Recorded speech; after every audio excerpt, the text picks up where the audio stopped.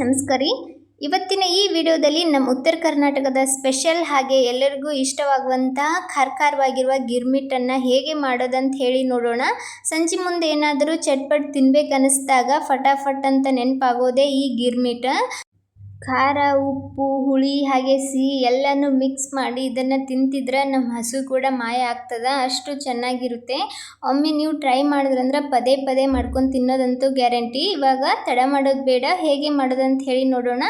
ಅದಕ್ಕಿಂತ ಮುಂಚೆ ನನ್ನ ಚಾನಲ್ಗೆ ಇನ್ನೂ ಯಾರೆಲ್ಲ ಸಬ್ಸ್ಕ್ರೈಬ್ ಆಗಿಲ್ಲ ದಯವಿಟ್ಟು ಚಾನಲ್ನ ಸಬ್ಸ್ಕ್ರೈಬ್ ಮಾಡ್ಕೊಂಡು ಬನ್ನಿ. ಇವಾಗ ಹೇಗೆ ಮಾಡೋದಂತ ಹೇಳಿ ನೋಡೋಣ.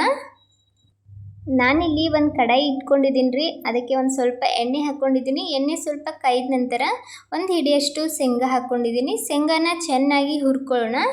ಶೇಂಗಾನ ಗ್ಯಾಸ್ನ ಮೀಡಿಯಮ್ ಫ್ಲೇಮಲ್ಲಿ ಇಟ್ಕೊಂಡೇ ಹುರ್ಕೊಳ್ಳಿ. ಹೈ ಫ್ಲೇಮಲ್ಲಿ ಏನಾದರೂ ಇಟ್ಕೊಂಡ್ರೆ ಅದು ಹೊತ್ಬಿಡುತ್ತೆ. ಒಂದು ವೇಳೆ ಶೇಂಗಾ ಹೊತ್ತಿದ್ರೆ ಟೇಸ್ಟ್ ಕೂಡ ಅಷ್ಟೊಂದು ಚೆನ್ನಾಗಿ ಬರೋದಿಲ್ಲ. ಶೇಂಗಾ ಸ್ವಲ್ಪ ಫ್ರೈ ಆದ ನಂತರ ಅದಕ್ಕೇ ಒಂದು ಸ್ವಲ್ಪ ಸಾಸಿವೆ ಹಾಕ್ಕೊಂಡಿದ್ದೀನಿ. ಹಾಗೆ ಒಂದು ಸ್ವಲ್ಪ ಜೀರಿಗೆ ಹಾಕ್ಕೊಂಡು ಇದನ್ನು ಸಹ ಒಂದು ಸ್ವಲ್ಪ ಹೊತ್ತು ಫ್ರೈ ಮಾಡ್ಕೊಳ್ಳೋಣ. ಇವಾಗ ಎಲ್ಲ ಚೆನ್ನಾಗಿ ಫ್ರೈ ಆದ ನಂತರ ಅದಕ್ಕೇ ಒಂದು ಸ್ವಲ್ಪ ಕರಿಬೇವನ್ನು ಹಾಕ್ಕೊಂಡಿದ್ದೀನಿ. ಕರಿಬೇವು ಹಾಕ್ಕೊಂಡು ನಂತರ ಇದಕ್ಕೆ ಒಂದು 2-3 ಹಸಿಮೆಣ್ಸಿನ್ಕಾಯಿನ ಚಿಕ್ಕದಾಗಿ ಕಟ್ ಮಾಡಿ ಸೇರಿಸ್ಕೊಂಡಿದ್ದೀನಿ. ನಿಮ್ಗೆ ಯಾವ ಥರ ಖಾರ ಬೇಕು ನೋಡಿಕೊಂಡು ಹಸಿಮೆಣ್ಸಿನ್ಕಾಯಿನ ಹಾಕ್ಕೊಳ್ಳಿ. ಹಾಗೆ ಒಂದು ದೊಡ್ಡ ಸೈಜ್ ಈರುಳ್ಳಿನ ಕಟ್ ಮಾಡಿಕೊಂಡು ಹಾಕ್ಕೊಂಡು ಇದನ್ನು ಸ್ವಲ್ಪ ಹೊತ್ತು ಚೆನ್ನಾಗಿ ಫ್ರೈ ಮಾಡ್ಕೊಳ್ಳೋಣ.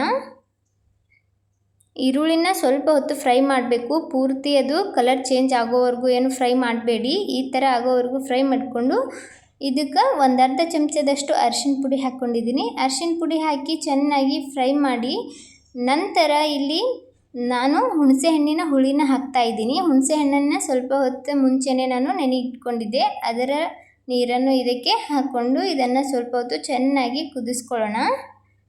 ಇದಕ್ಕೇ ಒಂದು ಸ್ವಲ್ಪ ಬೆಲ್ಲ ಸೇರಿಸ್ಕೊಂಡಿದ್ದೀನಿ. ಹಾಗೆಯೇ ಒಂದು ಸ್ವಲ್ಪ ಉಪ್ಪನ್ನು ಹಾಕ್ಕೊಳ್ಳಿ. ಇವಾಗ ಇದನ್ನು ಚೆನ್ನಾಗಿ ಎಣ್ಣೆ ಅಂಶ ಮೇಲ್ಗಡೆ ತೇಲೋವರೆಗೂ ಕುದಿಸ್ಕೊಳ್ಳೋಣ. ಗ್ಯಾಸನ್ನು ಮೀಡಿಯಮ್ ಫ್ಲೇಮಲ್ಲಿ ಇಟ್ಕೊಂಡು ಸ್ವಲ್ಪ ಹೊತ್ತು ಕುದಿಸ್ಕೊಳ್ಳಿ. ತಾನಾಗೆ ಎಣ್ಣೆ ಅಂಶ ಬಿಡುತ್ತೆ ಸುತ್ತಲೂ. ಇಲ್ಲೇನು ನೀರಿನ ಅಂಶ ಎಲ್ಲ ಕಾಣ್ತಿದೆ, ಇದೆಲ್ಲ ಕುದ್ದಿ ನಂತರ ಎಣ್ಣೆ ಅಂಶ ಬಿಡುತ್ತೆ. ಇವಾಗ ನೋಡ್ಬೋದು ಎಣ್ಣೆ ಅಂಶ ಎಲ್ಲ ಬಿಡ್ತಿದೆ. ಇವಾಗ ಇದು ರೆಡಿಯಾಗಿದೆ. ಗ್ಯಾಸ್ನ ಆಫ್ ಮಾಡ್ಕೊಳ್ಳೋಣ.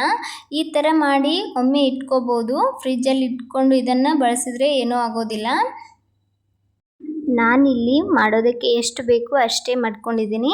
ಈ ಕಡೆ ಒಂದು ಪಾತ್ರೆಗೆ ಒಂದು ದೊಡ್ಡ ಬೌಲ್ನಷ್ಟು ಚುರುಮುರಿ ತೊಗೊಂಡಿದ್ದೀನಿ.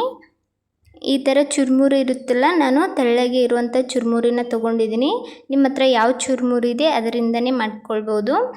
ನಾವು ರೆಡಿ ಮಾಡಿಟ್ಟಿರುವಂಥ ಮಸಾಲನ ಇದಕ್ಕೆ ಹಾಕ್ಕೊಳ್ಳೋಣ.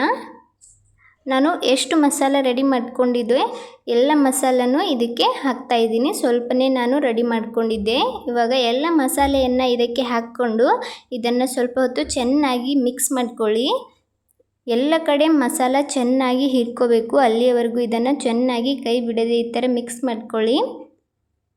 ಎಲ್ಲ ಚೆನ್ನಾಗಿ ಮಿಕ್ಸ್ ಮಾಡಿದ ನಂತರ ಇದಕ್ಕೆ ಮೇನ್ ಇಂಗ್ರೀಡಿಯೆಂಟ್ ಬಂದುಬಿಟ್ಟು ಪುಟಾಣಿ ಪುಡಿ. ಪುಟಾಣಿಯನ್ನು ಗ್ರೈಂಡ್ ಮಾಡ್ಕೊಂಡು ತೊಗೊಂಡಿದ್ದೀನಿ ಇಲ್ಲಿ.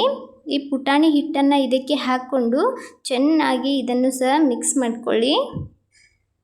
ನಂತರ ಒಂದು ಸ್ವಲ್ಪ ಈರುಳ್ಳಿ ಹಾಗೆ ಟೊಮೆಟೊ, ಒಂದು ಸ್ವಲ್ಪ ಕೊತ್ತಂಬರಿ, ಒಂದು ಅರ್ಧ ನಿಂಬೆಹಣ್ಣನ್ನು ನಾನು ಹಿಂಡ್ಕೊತಾ ಇದ್ದೀನಿ.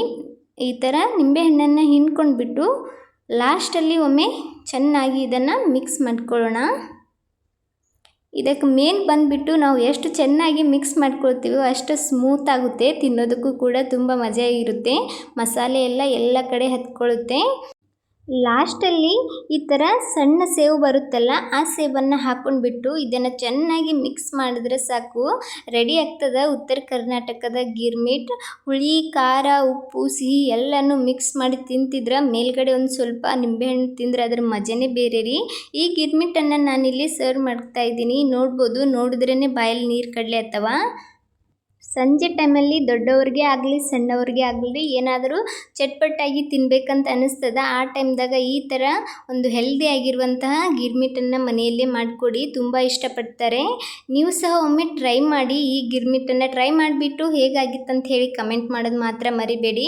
ನೋಡಿದ್ರಲ್ಲ ಫ್ರೆಂಡ್ಸ್, ಎಷ್ಟು ಸಿಂಪಲ್ಲಾಗಿ ಮನೆಯಲ್ಲೇ ನಾವು ಉತ್ತರ ಕರ್ನಾಟಕದ ಗಿರ್ಮಿಟ್ಟನ್ನು ಮಾಡ್ಕೊಳ್ಬೋದು ಅಂಥೇಳಿ. ಈ ರೆಸಿಪಿ ನಿಮಗೆ ಇಷ್ಟ ಆಗ್ಯದ ಅಂದ್ಕೊಂಡಿದ್ದೀನಿ. ಇಷ್ಟ ಆದರೆ ತಡ ಮಾಡಬೇಡಿ, ಒಂದು ಲೈಕ್ ಕೊಡಿ. ಇದೇ ಥರದ ಇನ್ನಷ್ಟು ರೆಸಿಪಿಗೋಸ್ಕರ ರಮ್ಯಾ ಮನೆ ಅಡುಗೆ ಚಾನಲನ್ನು ಸಬ್ಸ್ಕ್ರೈಬ್ ಮಾಡ್ಕೊಳ್ಳಿ. ಇನ್ನೂ ಯಾರೆಲ್ಲ ಚಾನಲ್ಗೆ ಸಬ್ಸ್ಕ್ರೈಬ್ ಆಗಿಲ್ಲ ಸಬ್ಸ್ಕ್ರೈಬ್ ಆಗಿ ವಿಡಿಯೋ ನೋಡುತ್ತಿರುವವರಿಗೆಲ್ಲ ಧನ್ಯವಾದಗಳು.